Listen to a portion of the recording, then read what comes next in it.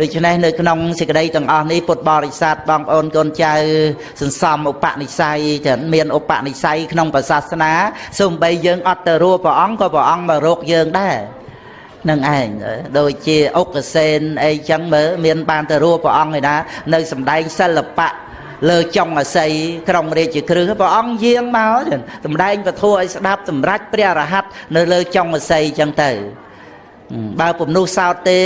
សូម្បីតែរោគព្រះអង្គក៏ឧបនិស្ស័យនាំទៅសូម្បីតែវិកលចរិតឈួតដូចបដាចារាឧបនិស្ស័យនាំជើងដើរទៅវត្តចេតពុនណា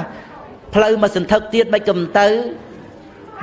ក៏មិនទៅលោតស្ទឹងអចរវតីឲ្យស្លាប់អីចឹងទៅតែអត់ទេឧបនិស្ស័យហ្នឹងគឺថាអ្នកឯងឈួតតែឯងទៅយើងនាំតែឯងទៅរួបព្រះឲ្យអ្នកឯងជាបានសម្រេចសោតាបត្តផលហើយចូលកាន់ភ្នោះសម្រេចព្រះរហ័តទៀតឯកតគៈលើភិក្ខុនីទាំងឡាយផ្នែកខាងវិន័យធម៌ទៀតនេះឧបនិស្ស័យនៃពធសូមពុទ្ធបរិស័ទបងប្អូនសន្សំទៅណាបើមិនមានឧបនិស្ស័យទេស្ដាប់ពធ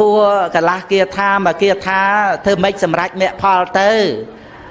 ឲ្យថាមានសិលពីមុននឹងមកអត់ទៀតកំពុងស្ទួយត្រីសោះហ្នឹងមើលព្រះអង្គយាងទៅរោណាស្ដាប់ពធមកគាថាណាសម្រេចសោតាបត្តផលមើលអញ្ចឹងមើលអានេះយើងត្រូវជ្រាបយល់ពីគុណឧបនិស្ស័យអញ្ចឹងពុទ្ធបរិស័ទយើងមានឱកាសដែលអាចធ្វើល្អបានធ្វើទៅកុំមើលងាយខ្លួនឯងហើយក៏កុំចេះតែលហេមលហាមពឹងអ្នកដតីពឹងអ្វីជាខាងក្រៅ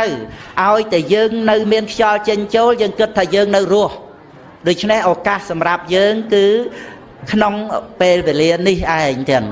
សូមបងប្អូនពុទ្ធបរិស័ទស្រីប្រុសទាំងអស់សប្បាយរីករាយក្នុងសមត្ថភាពរបស់យើងដែលអាច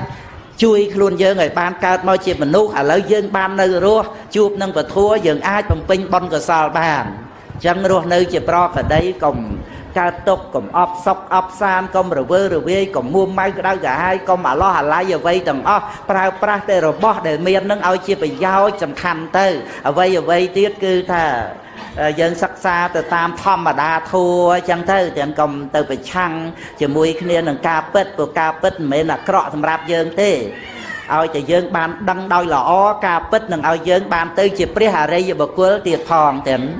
សូមអនុមោទនា